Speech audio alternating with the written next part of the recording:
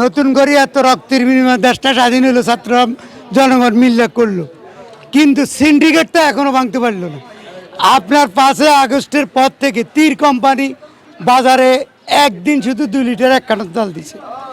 রূপচান্দা মনে হয় 5 আগস্টের পরেতে আপনার তেল 1 কার্টন দিলে 10টা দিব রূপচান্দা পোলাও সেল।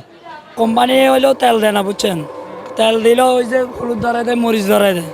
আজকে দিয়ে গেছে ফেরেসে হইলো 2 কার্টন, সাথে দিয়ে দিয়েছিল মুরগির মশলা, এটা নিতে হয়। আর এমনি 5 লিটার এগুলো দেয় না তেল।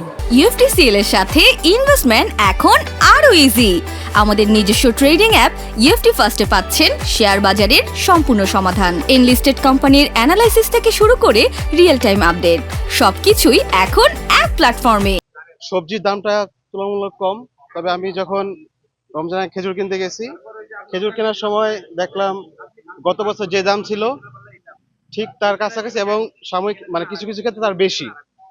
যেমন সরকার ব্যাট খেজুর কিন্তু ডিউটি কমিয়ে দিয়েছে 5%, প্লাস হচ্ছে খেজুর বেঁধে হচ্ছে 50 থেকে 400 টাকার মতো দাম কমানো হয়েছে আমি যতটুকু জানি।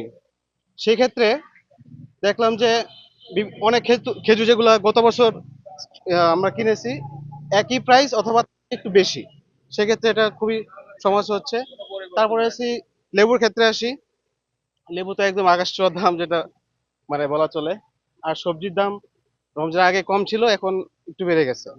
যেমন আমি কিছুক্ষণ আগে শশা কিনলাম, আমার কাছে 60 টাকা, নর্মাল যে শশা 60 টাকা চাইছে, আমি বার্গেনিং করে 50 টাকাতে নিতে পারছি। আবার কিছু আছে 70 টাকা, যেটা হচ্ছে রমজানের ঠিক আগ মুহূর্তে ছিল 40 টাকা কিংবা 35 টাকা, যেটা আমি এখন বার্গেনিং করে 50 টাকা দিয়ে কিনেছি। এই হচ্ছে পার্থক্য। মোটামুটি সব ক্ষেত্রেই দাম বেড়ে গেছে একটু। সবগুলোর দাম এখন একটু কম আছে আগের থেকে। যেমন কাঁচামরিচ 60 টাকা কেজি, শসা 70 টাকা আছে, 50 টাকা আছে হাইব্রিড দেশি।